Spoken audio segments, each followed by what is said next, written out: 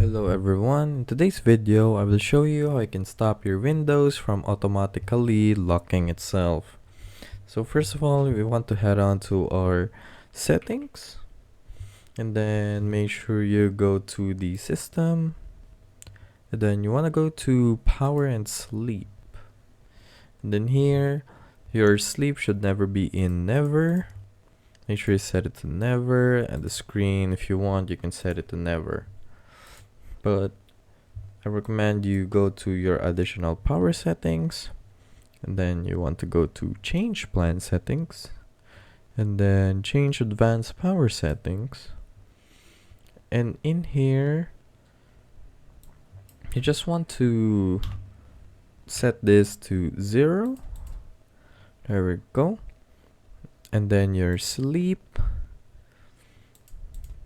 make sure this is on never, sleep after setting never, allow wake timers, make sure that's enabled, and then hibernate after, that's never. And on your PCI Express, make sure this is off so it doesn't do any power saving or anything.